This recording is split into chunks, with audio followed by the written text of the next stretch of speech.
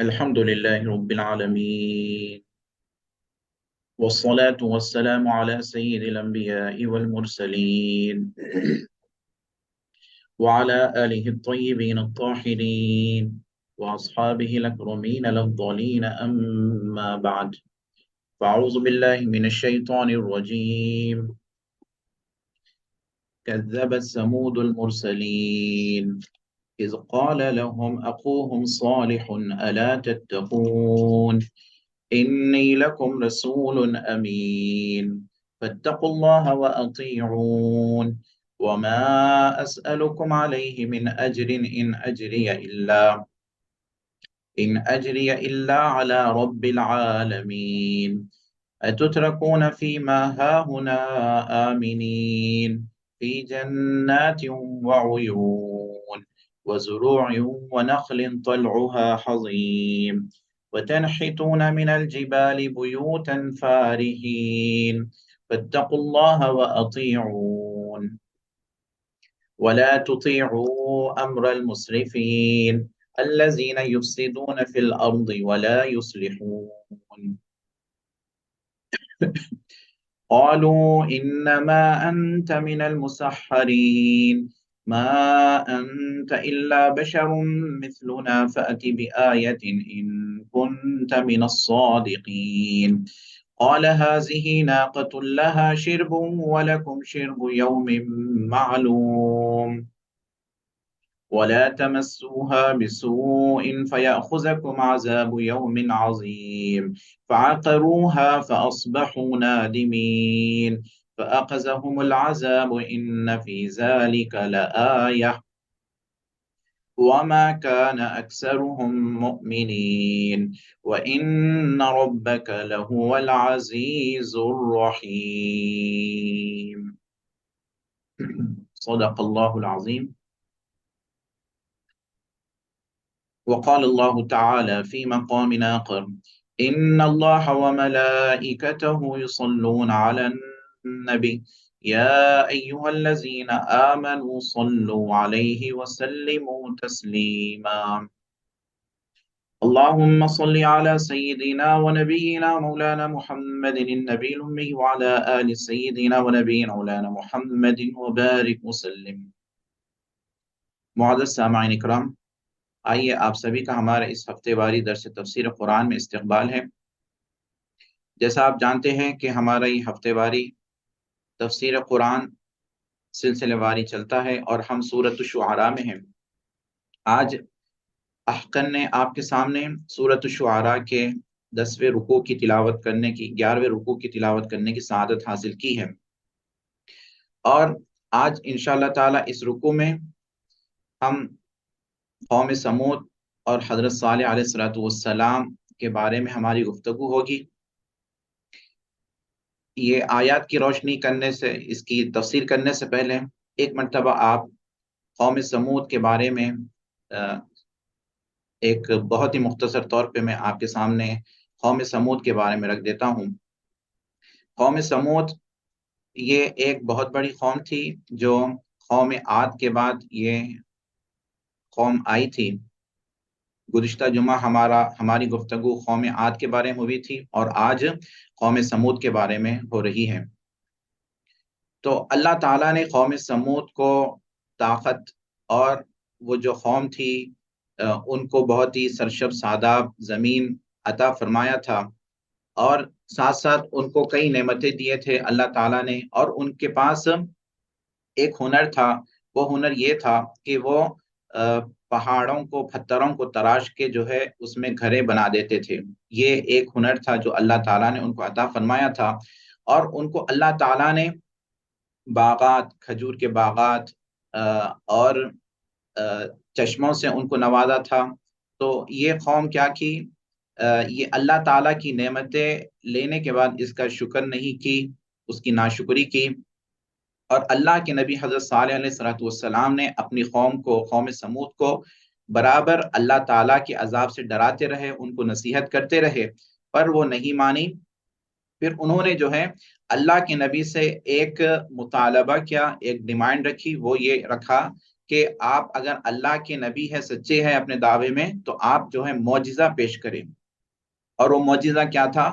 وہ اونٹنی تھی جو پہاڑ سے نکلی تھی، وہ اونٹنی کا انہوں نے مطالبہ کیا تھا۔ تو اللہ کے نبی حضرت صالح علیہ السلام وہ اونٹنی کو پہاڑ سے نکالتے ہیں اللہ کے حکم سے۔ پھر اس کے بعد قوم کو حکم ہوا تھا کہ یہ اونٹنی اللہ کی ایک نشانی ہے، اس کا خاص خیال رکھنا، اور اس کو جو ہے بری نظر سے اس کو نہیں دیکھنا اور اس کو چھونا نہیں۔ تو یہ قوم کیا کی؟ نافرمانی کی، اور وہ اللہ کی اونٹنی کو جو ہے انہوں نے ذبح کر دیا، تو پھر اللہ تعالیٰ کا ان پر عذاب نازل ہو گیا۔ تو انشاءاللہ تعالیٰ یہ آیات ہے، اس کے بارے میں ہم جو ہے تفصیل کے ساتھ گفتگو کرتے ہیں۔ کذب ثمود المرسلین، قوم ثمود نے مرسلین کو جھٹلایا۔ یہاں پر بھی ویسا ہی ہوا جیسا کہ اس سے پہلے ایک قوم کوئی ایک رسول کو جب جھٹلاتی ہے تو وہاں پر تمام مرسلین کو جھٹلانے کا ذکر ہو رہا ہے، کیونکہ ہر رسول کا ایک ہی عقیدہ ہے، ہر نبی ہر رسول ایک ہی عقیدہ لے کر آتے ہیں، تو ایک رسول کو جھٹلانا تمام مرسلین کو جھٹلانا ہوتا ہے۔ تو قوم سمود پیغمبروں کو، مرسلین کو جھٹلایا۔ اذ قال لهم اخوهم صالح، اس وقت کو یاد کرو جبکہ ان کے بھائی حضرت صالح نے ان سے فرمایا تھا، الا تتقون، اے میری قوم کیا تم اللہ سے نہیں ڈرتی؟ یعنی یہ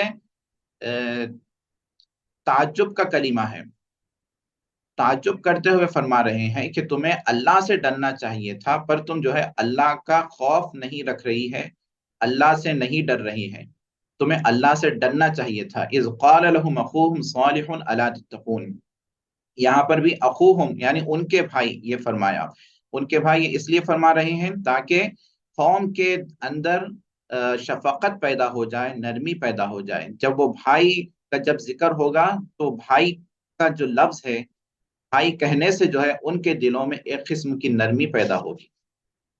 اذ قال لهم اخوهم صالح الا تتقون، جب ان کے بھائی حضرت صالح علیہ السلام نے ان سے فرمایا تھا، الا تتقون، کیا تم جو ہے اللہ سے نہیں ڈرتے؟ انی لکم رسول امین، بے شک میں تمہارے لیے ایک امانت دار رسول ہوں۔ امانت دار رسول ہوں یعنی میرے رسول ہونے میں، میرے نبی ہونے میں، اور میں جو اللہ کی طرف سے جو پیغام لایا ہوں اس میں کسی بھی قسم کا شک شبہ تم نہ کرو، کیونکہ میں ایک بہت ہی امانت دار، ایک سچا رسول ہوں۔ فاتقوا اللہ واطیعون، جو بھی میں پیغام لے کر آ رہا ہوں وہ اللہ کی طرف سے ہے، اور اللہ کا جو پیغام ہے وہ پہنچانے میں میں امین ہوں، میں امانت دار ہوں، میں اس میں کسی بھی قسم کی خیانت نہیں کر رہا ہوں۔ فاتقوا اللہ واطیعون، تو اللہ سے ڈرو۔ اب دیکھیے تقوی کا ذکر یہاں دوسری مرتبہ لایا گیا، فاتقوا اللہ، اللہ سے ڈرو، واطیعون، اور میری فرما برداری کرو، میری اطاعت کرو، میں جو کہہ رہا ہوں میری بات مانو۔ وما اسألکم علیہ من اجر، اور میں اس دعوت تبلیغ کے کام کے پہنچانے میں تم سے کچھ بھی مزدوری طلب نہیں کر رہا ہوں۔ ان اجری الا علی رب العالمین، میری اجرت، میری مزدوری تو رب العالمین پر ہے، سارے جہاں کا پروردگاری جو ہے مجھے اس کام کی مزدوری دے گا، اس کام کا مجھے ثواب عطا فرمائے گا۔ میں تم سے کوئی لالچ، کوئی طمع نہیں مانگ رہا ہوں، مجھ سے تم سے کوئی ہرس نہیں ہے، کوئی لالچ نہیں ہے۔ اتترکون فیما ہاہنا آمنین، اب یہاں سے حضرت صالح علیہ السلام کی نصیحتیں شروع ہو رہی ہے۔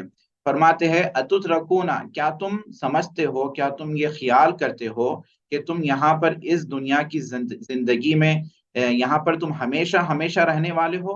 کیا تم سمجھتے ہو کہ تمہیں چھوڑ دیا جائے گا اس دنیا میں ہمیشہ ہمیشہ کے لیے؟ تم جو ہے موت کو بھول گئے ہو؟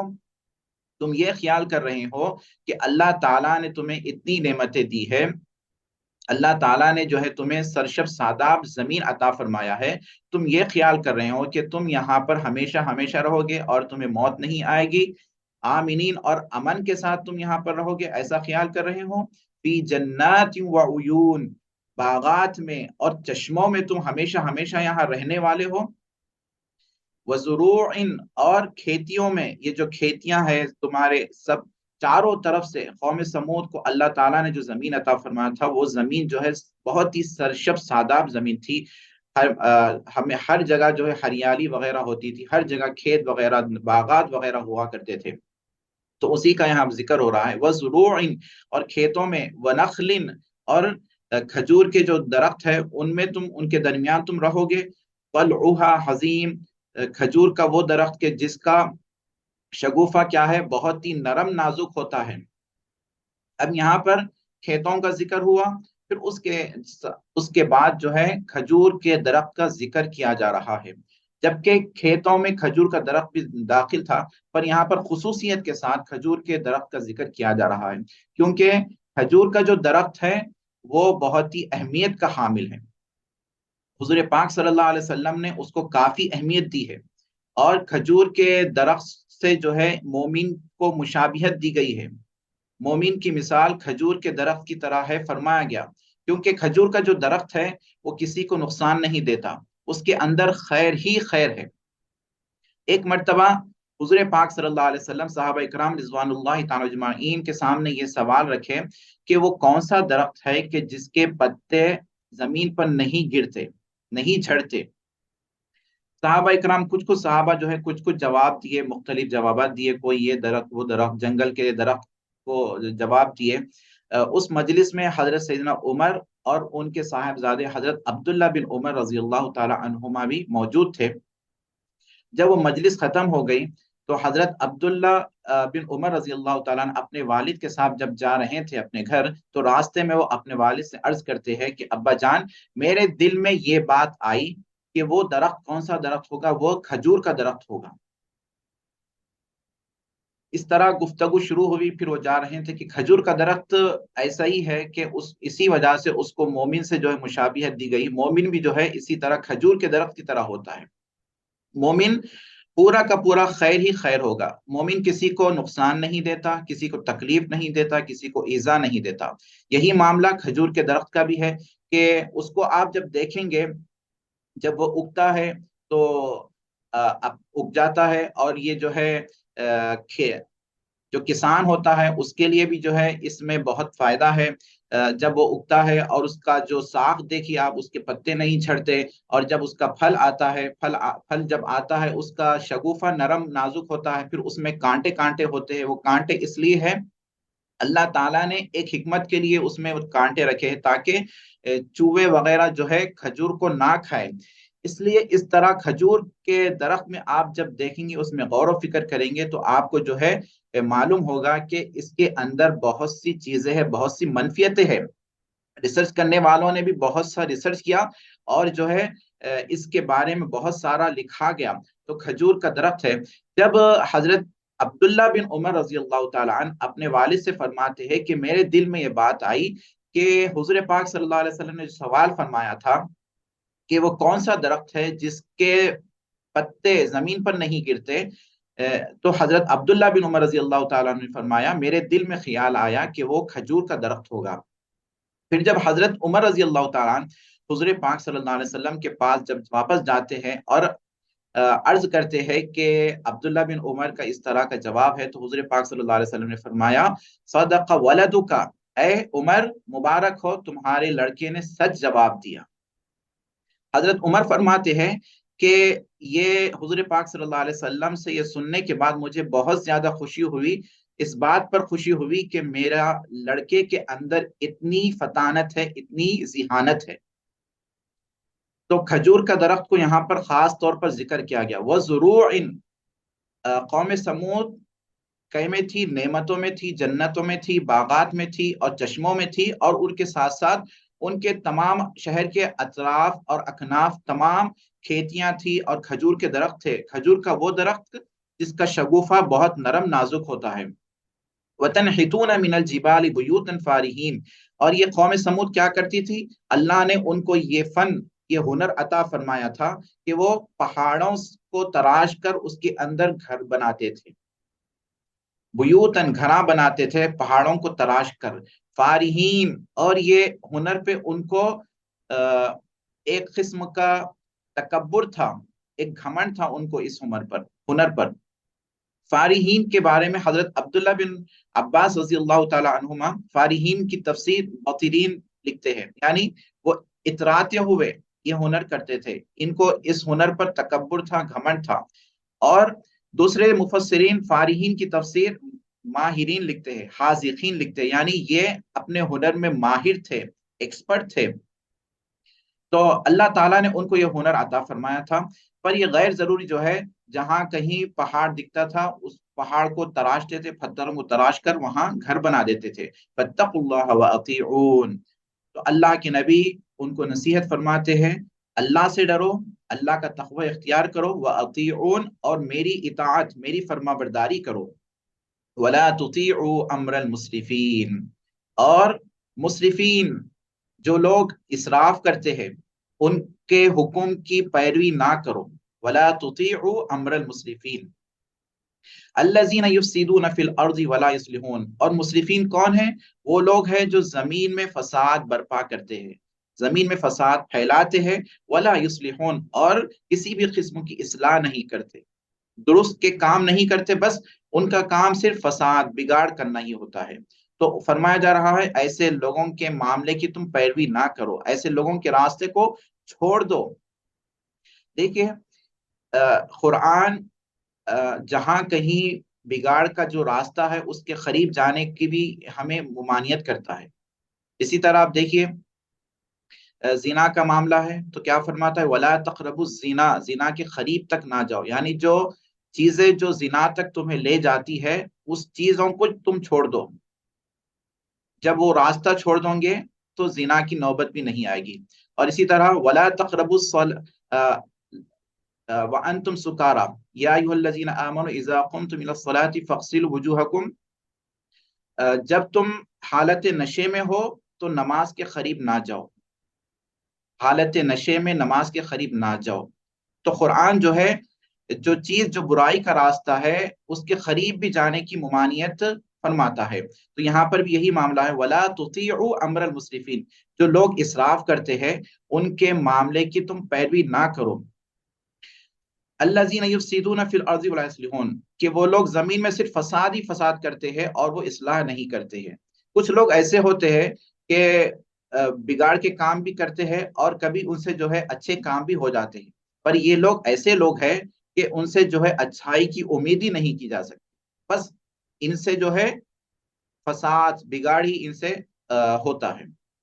الذين يفسدون في الارض ولا يصلحون قالوا انما انت من المسحرين، اب قوم سمود حضرت صالح علیہ الصلوۃ والسلام ان کو جب یہ نصیحتیں فرمائیں، ان کو کہہ رہے ہیں کہ اللہ سے ڈرو، اللہ کا تقوی اختیار کرو اور میری اطاعت کرتے رہو، یہ سننے کے بعد اب قوم کیا کہہ رہی ہے، کیا جواب دے رہی ہے، قالوا انما انت من المسحرین، قوم سمود کہتی ہے اپنے پیغمبر سے کہ اے صالح ہم دیکھتے ہیں کہ آپ جو ہے آپ پر جادو کیا گیا ہے، آپ مسحرین میں سے ہے۔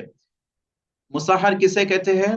مسحر یہ مبالغہ کا صیغہ ہے، ایک مسحور ہوتا ہے، مسحور یعنی وہ شخص جس پر جادو کیا گیا ہے، اس پر جادو کا اثر ہوا ہے، اس کو مسحور کہتے ہیں۔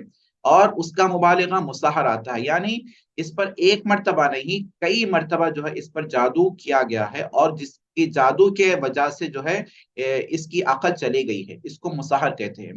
تو یہ قوم حضرت صالح علیہ الصلوۃ والسلام کو کیا تہمت باندھ رہی ہے، کیا کہہ رہی ہے کہ آپ پر جو ہے ایک مرتبہ نہیں کئی مرتبہ آپ پر جادو کیا گیا ہے۔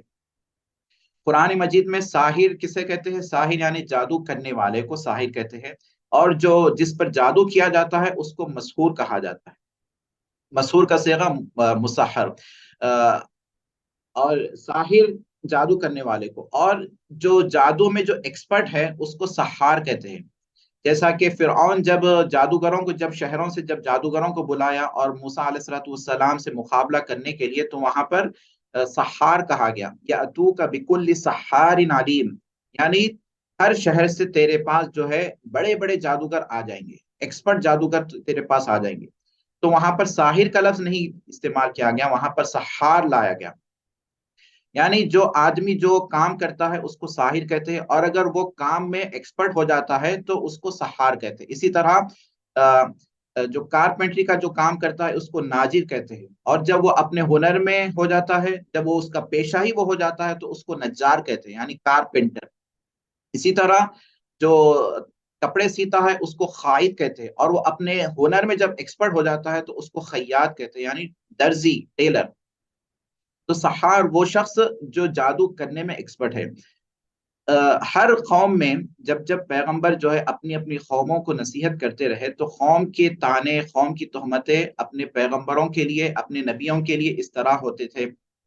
کوئی قوم اپنے پیغمبر کو کبھی جادوگر کہتی تھی، اور کوئی قوم اپنے پیغمبر کو مسحور کہتی تھی، یعنی یہ ایسے شخص ہے ان پر جادو کیا گیا ہے۔ اب یہاں پر جو ہے قوم سمود آگے ہے قدم میں، بہت زیادہ آگے قدم بڑھا کر کہہ رہی ہے اپنے پیغمبر سے مسحر، یعنی اے صالح آپ پر بہت مرتبہ جادو کیا گیا ہے۔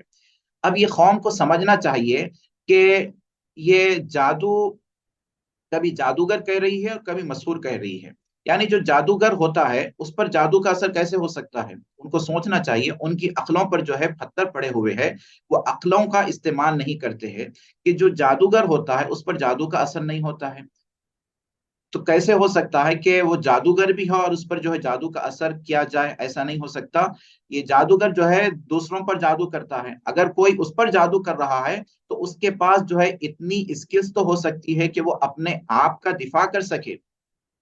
تو یہ قوم جو کہہ رہی ہے حضرت صالح علیہ الصلوۃ والسلام سے کہ آپ مسحر ہے، ان کا اس طرح کا تہمت کہنا یہ سراسر غلط ہے۔ تو کہتی ہے قالوا انما انت من المسحرین، اے صالح ہم آپ کو دیکھ رہے ہیں کہ آپ پر جو ہے جادو کیا گیا ہے، جس کی وجہ سے آپ ایسی باتیں کر رہے ہیں۔ آپ جو ہے نبوت کا دعویٰ کر رہے ہیں، آپ رسالت کا دعویٰ کر رہے ہیں، آپ جبکہ نہ نبی ہے نہ رسول ہے۔ ما انت الا بشر مثلنا، آپ نہیں ہیں پر ہمارے جیسے ایک انسان ہے، ایک بشر ہے۔ فأتی بآیۃ ان کنت من الصادقین، تو اب آپ کیا کریے، ایک نشانی لے کر آئیے، ایک معجزہ لے کر آئیے اگر آپ اپنے دعوے میں سچے ہیں۔ تو انہوں نے جو ہے معجزہ طلب کر لیا۔ تو اب اللہ تعالیٰ نے، اور وہ معجزہ کیسا تھا؟ معجزہ طلب بھی کیا، اور ایک اسپیسیفک معجزہ انہوں نے طلب کیا۔ وہ کیا تھا؟ انہوں نے یہ دعویٰ کیا کہ آپ یہ پہاڑ میں سے جو ہے اونٹنی پیدا کریے، اونٹنی نکالیے، اور وہ اونٹنی کیسی ہونا؟ اونٹنی پیدا ہونا، اور اونٹنی ہونے کے بعد جو ہے وہ ہمارے سامنے بچہ جننا، بچہ پیدا کرنا۔ اس طرح کے انہوں نے یہ مطالبات کیا۔ اب اس کے بعد اللہ کے نبی صالح علیہ الصلوۃ والسلام اب بیٹھ گئے سوچتے ہوئے، فکر کرتے ہوئے۔ تو روایت میں آتا ہے، امام صابونی رحمۃ اللہ علیہ تفصیل کے ساتھ یہ لکھتے ہیں، حضرت صالح علیہ الصلوۃ والسلام بیٹھ گئے فکر کرتے ہوئے، تو اب وہاں پر حضرت جبریل علیہ الصلوۃ والسلام تشریف لاتے ہیں، اور آ کر ان سے کہتے ہیں کہ آپ فکر مت کریے، آپ کیا کریے، حضرت جبریل علیہ الصلوۃ والسلام فرماتے ہیں کہ آپ جو ہے پہاڑ سے اونٹنی پیدا کریے، اللہ تعالیٰ جو ہے اونٹنی پیدا فرمائے گا۔ تو ایسا ہی ہوتا ہے، حضرت صالح علیہ الصلوۃ والسلام پہاڑ سے اونٹنی نکالتے ہیں، پھر وہ اونٹنی پیدا ہوتی ہے، پھر وہ جو ہے بچہ پیدا کرتی ہے ان کے سامنے، سب کے سامنے۔ اب وہ یہ معجزہ دیکھ لیتے ہیں، یہ معجزہ دیکھنے کے بعد پھر یہ فرمایا جاتا ہے قال هذه ناقۃ لها شرب، اللہ کے نبی صالح علیہ الصلوۃ والسلام فرماتے ہیں هذه ناقۃ لها، کہ یہ اونٹنی ہے، شرب لها شرب، اور یہ اونٹنی جب آ گئی ہے یہ اللہ کا معجزہ ہے۔ دوسری جگہ ارشاد ہوا ناقۃ اللہ لکم آیۃ فذروها تأکل فی ارض اللہ ولا تمسوها بسوء فیاخذکم عذاب علیم، کہ یہ اللہ کی اونٹنی ہے، اس کو تکلیف نہ دو۔ یہاں پر فرمایا جا رہا ہے قال هذه ناقہ، کہ یہ اونٹنی ہے، لہا شربن، اس کے لیے پانی پینے کا ایک دن مقرر ہے، وَلَكُمْ شِرْبُ یوم معلوم، اور تمہارے لیے ایک دن پانی پینے کا مقرر ہے۔ جس دن اس کی باری ہوگی پانی پینے کی، تم جو ہے تم اور نہ تمہارے دوسرے مویشی جانور اس میں حصہ لے سکتے ہیں۔ اس کے دن یہ پانی پی گی اور تمہارے دن تم پانی پینا۔ ولا تمسوها بسوء، اور تم نہ اس کو چھونا نہیں، یہ اونٹنی ہے، اللہ کی اونٹنی ہے، اس کو کسی بھی قسم کی تکلیف نہ دینا۔ فیاخذکم عذاب یوم عظیم، اگر تم اس کو تکلیف دو گے تو کیا ہوگا کہ تمہارے پاس بہت بڑا عذاب آ جائے گا۔ تو اب اسی طرح چلتا رہا، جس دن اونٹنی کی باری رہتی پانی پینے کی، اونٹنی پانی پیتی، اور جس دن قوم کی پانی پینے کی باری رہتی قوم پانی پی لیتی، اور پھر قوم سمود یہ اونٹنی کا دودھ دھوتی اور پھر اس سے جو ہے استفادہ کرتی۔ روایت میں آتا ہے کہ وہ صرف ایک اونٹنی کا جو ہے ساری قوم سمود دودھ پیتی تھی۔ یہ اللہ کی طرف سے ایک معجزہ ہے جو اللہ تعالیٰ نے اپنے پیغمبر صالح علیہ الصلوۃ والسلام کے لیے یہ معجزہ عطا فرمایا تھا۔ وَلَا تَمَسُّوهَا بِسُوءٍ، تو یہ معاملہ اسی طرح چلتا رہا۔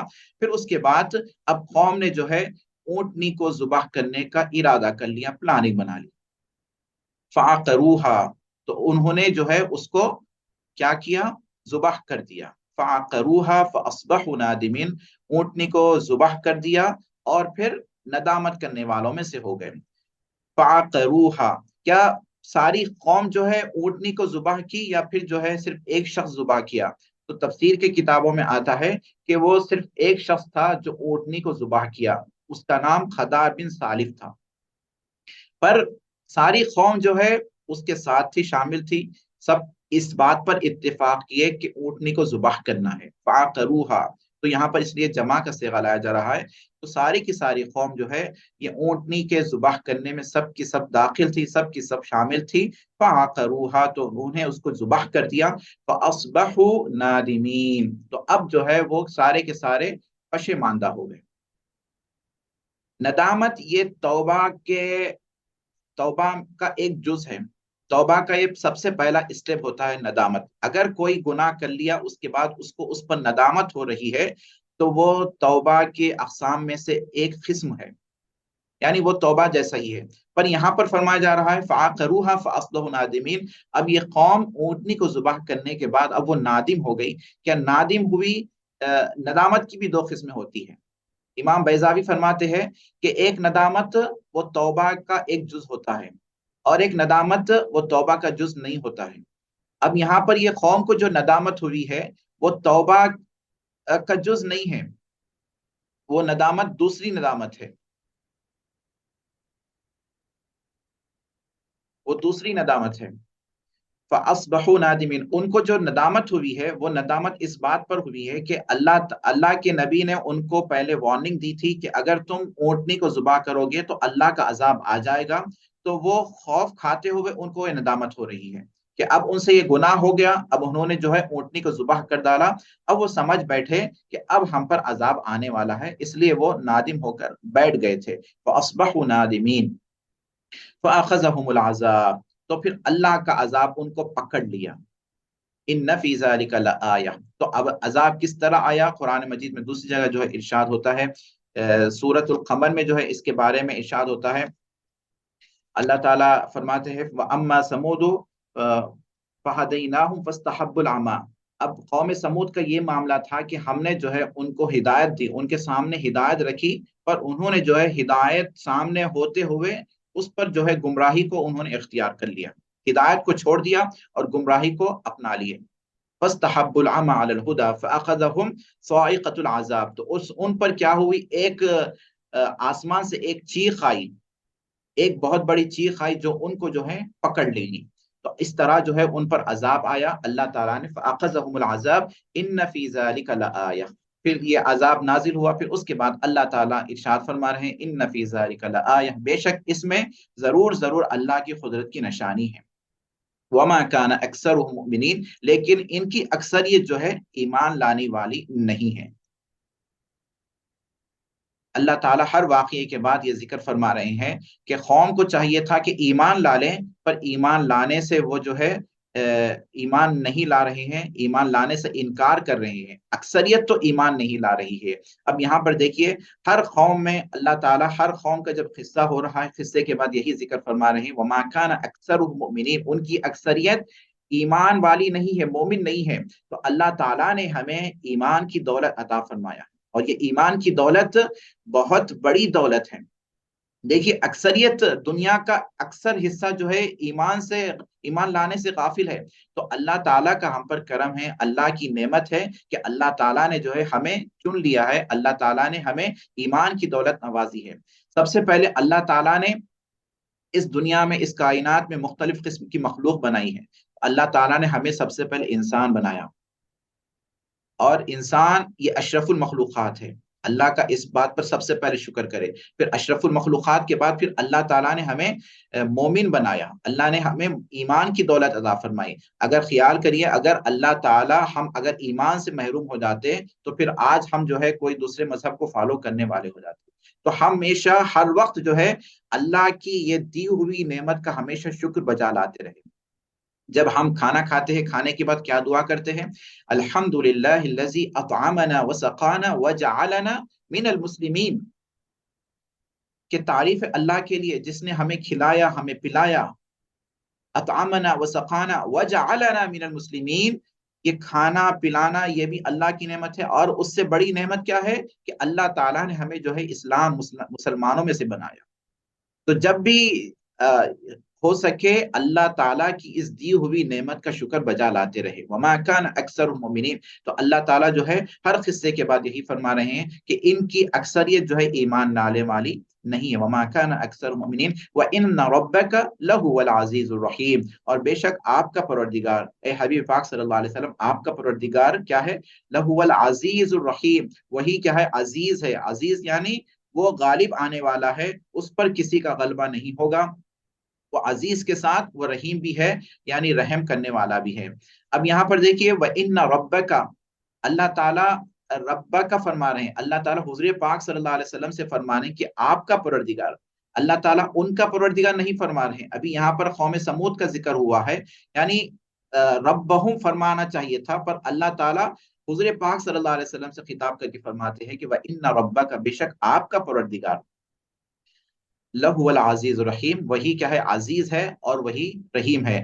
عزیز ہونے کے ساتھ ساتھ وہ رحیم ہے، یعنی بندوں پر عذاب دینے میں وہ جلد بازی نہیں کرتا، بندوں کو مہلت پہ مہلت دیتا ہے، پھر اس کے بعد جو ہے ان کو عذاب دیتا ہے. وَإِنَّ رَبَّكَ لَهُوَ الْعَزِيزُ الرَّحِيمُ. یہیں پر اکتفا کرتے ہیں. اب اس کے بعد جو ہے قوم لوط کا جو ہے ذکر